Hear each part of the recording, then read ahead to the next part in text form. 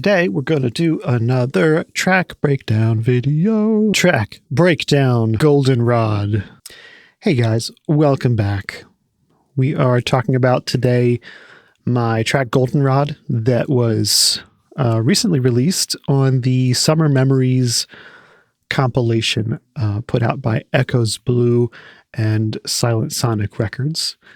And this track is pretty cool because, well, check it out. Okay, so I'm going to let you hear a second of it here.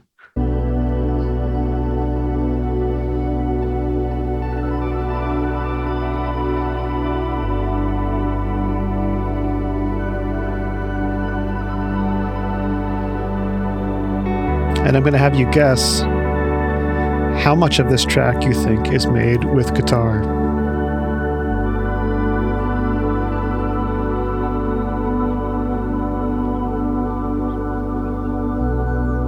Because the answer is all of it.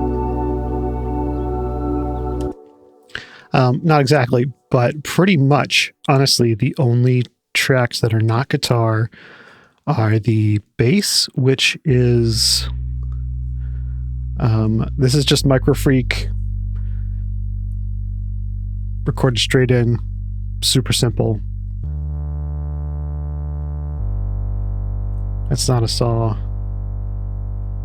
It might be the bass oscillator on Micro Freak, which I use a lot for bass.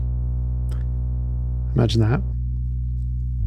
But yeah, super simple, just kind of in the background, more of a sub kind of deal here.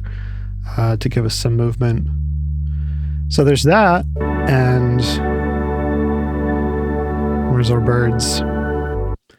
So our birds here. Lovely little soundtrack. Lovely little soundscape.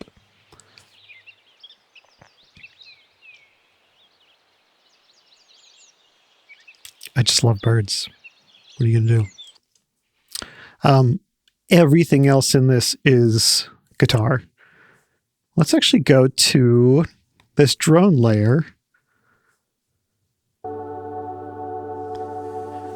This is kind of a super typical kind of ambient drone thing. I don't even have an EQ on this bus. What was I thinking? Yeah, it's just a drone. And, or whoops, what's this? Pad chords.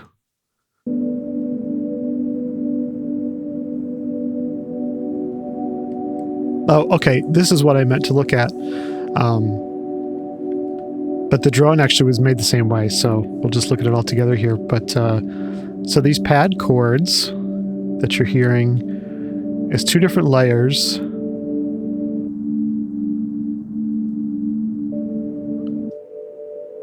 Low and a high. And then they're just octaves from one another. But the way it was made was I took the Zoya pedal, their reverb algorithms, all of them can do an infinite decay. So I just played a note through, I don't remember which reverb, probably the plate algorithm, on infinite delay, and just recorded that as a sample and then plugged that into a Logic sampler track, which if you have Logic, Logic sampler is so convenient for so many things. But in this case, I just took an infinite reverb tail of me playing a note and then plugged it into the sampler, played a little progression as you can see in the MIDI here. And I think just because, yeah, I mean, that's lovely by itself. But then I added this octave layer just to give it a little bit more fullness in the background here. So that's guitar, what you're hearing. Guitar and reverb. No reverb on the actual track because the sample itself is made out of reverb, so it already has all the stereo happiness. And just for fun, let's look at Logic Sampler just because I'm curious. So yeah, so 1200 millisecond attack, a 10-second release here. Very patty, polyphony. We probably never hit 16 voices. But yeah, super simple background stuff here. And drone, I believe. Yeah, if that's not the same exact sample, it was at least made in the same way, where it's just infinite decay, reverb. That also sounds like just octaves of one another. But this comes in later in the song to kind of give it a little bit of, to add some fullness as the song develops.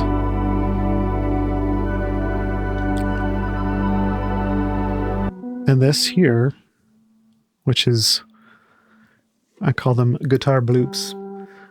This was also made with the Zoya and guitar. I have a patch on the Zoya called Loop Noodle.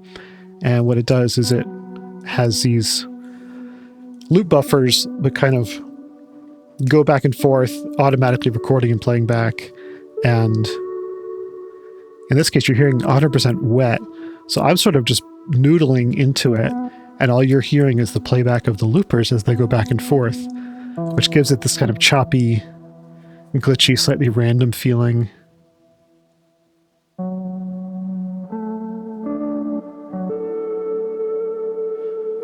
Got a little bit of distortion on it. And that may be from the Lo-Fi Oddity. So yeah, tapey bits. Make it a little bit fun sounding with Lo-Fi Oddity. Free plugin, super great. Highly recommend. We have this being sent to Supermassive as a send, which we have a couple things sent to this. Honestly, with what I do, I often don't use sends, because I don't have a ton of tracks going on here, like an EDM thing. A mix, could have like 60 or, more different tracks. So sends makes a lot more sense there. But honestly, these days with a lot of my stuff, I'm recording in reverb and delay from pedals. So it's just baked into the recording, or I'm just slapping a Supermassive on each track because it's low CPU. I don't have enough going on that it gets really muddy. But in this case, I decided to do a send. Why? Who knows? I don't know. So in this case, yeah, a little bit of reverb, a little bit of bloopies. You can hear this other track come in, which is made the same exact way as this one.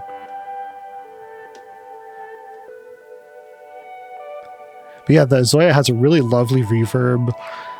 It has a bunch of reverbs, but the plate algorithm is one of my favorites. And this loop noodle patch has the plate on it. So yeah, this is just me noodling.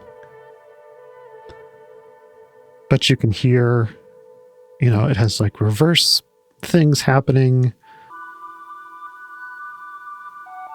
And I love this kind of random stuff because, I think with my name being Go Outside, maybe it's obvious, but like a lot of these little kind of layers like this, to me, I don't think I necessarily do it intentionally, but looking back on it, in my mind, I'm hearing this and I'm going, oh, this kind of sounds like birdsong.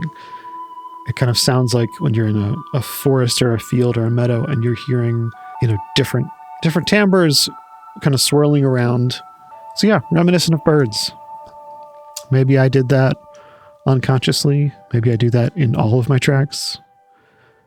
But I just like it. So that's some of the background kind of stuff. We went over the bass. We went over the drone. Let's hit these guitars next.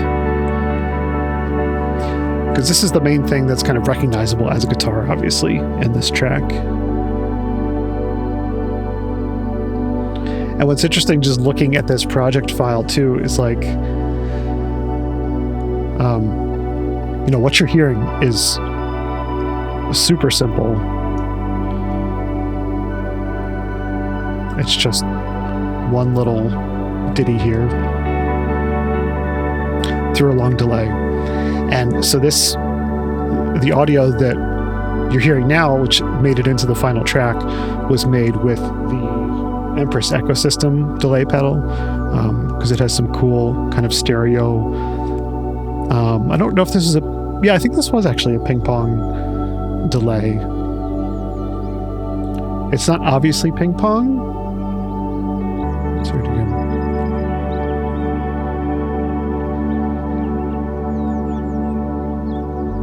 But when I was playing with this, I'm trying to come up with ideas for what guitar I wanted in there, because I wanted something on top. I kind of had this base layer of ambience, and I was like, I want a little something up front.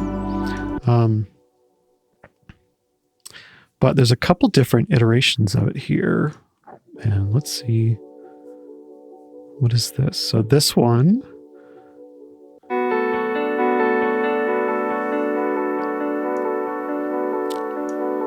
which sounds really lovely. For some reason, I decided not to use it, but I'll use this Arturia Space Echo, emulation tape delay thing, which another one that I got on like some kind of free promo thing. I get there's like half the plugins I have and use are because there was some free promo deal. But this one is really cool, and it sounds really good. Actually, what does this sound like without the delay? Yeah, that's it. And then there's delay.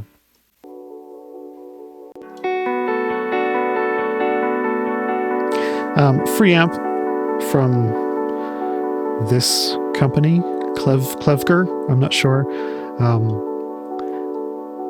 Free, it's in the name. This is also a free plugin. I actually use this a lot. It's kind of, I think it's meant to emulate tube saturation, but it does this thing where it kind of thickens the low mids and like tightens the low mids in a way, and also tames the high end a little bit. That it just makes it a little bit warmer sounding.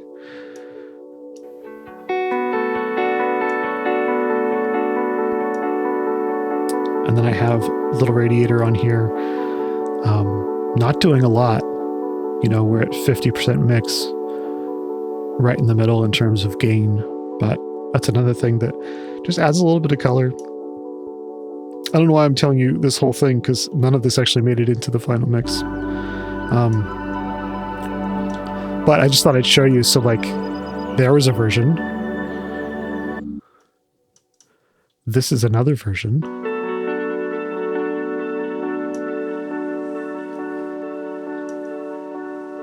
This would have been made also with the ecosystem.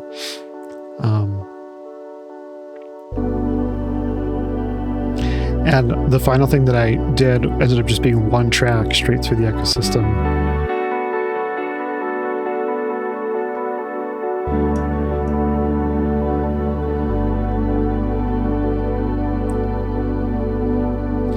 Real spacious, a lot of time between the actual hits.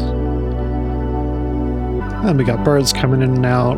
We got this layer, which is funny.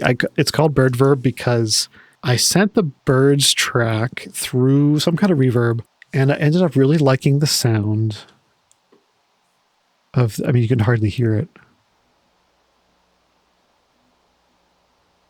But this is 100% verb with that same track being sent into it. But it's almost like adding tape hiss, which is something like I showed in the last walkthrough video. But in this case, yeah, it's just a field recording sent through reverb, filtered down, very low in the mix.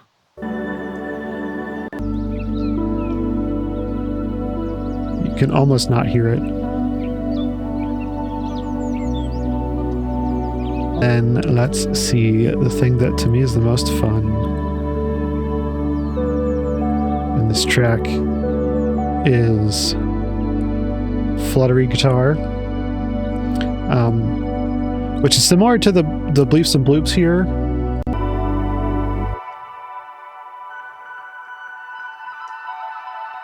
But it's just a little busier.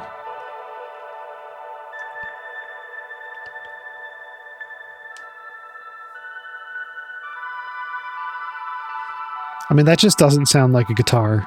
I guess that sounds like a synth or kind of like a flute or something. A lot of reverb. Reverb in this case is baked into the recording. Same deal. It's just Zoya plate reverb. Super cool sound. I love it. And between the bleeps and bloops and that just kind of creates like the interest. You know, that's like I call it the lead guitar in here. It's not exactly a lead, but it does have a vibe of kind of I mean, yeah, it sounds like flute. But, so check it out. This whole track started sounding like this.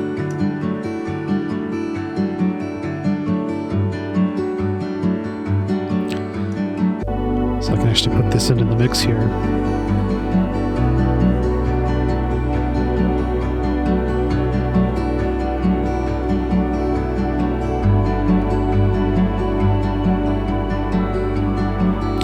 It sounds a little bit busy to me now because I ended up abandoning this. And I think I did some flourishes on this, but this whole track started with me just making this kind of multi-track layered kind of panned thing with acoustic guitar, a little bit of free amp, a little bit of corrective EQ.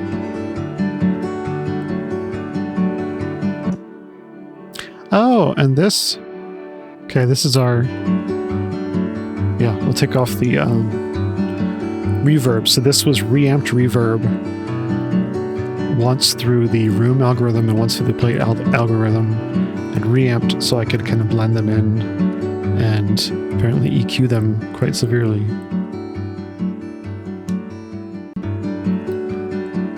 But yeah, these things are really fun to make.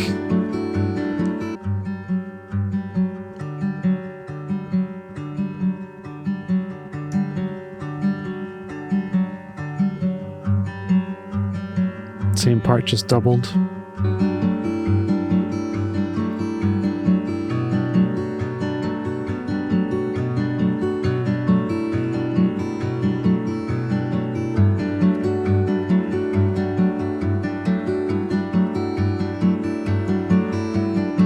I could listen to that all day.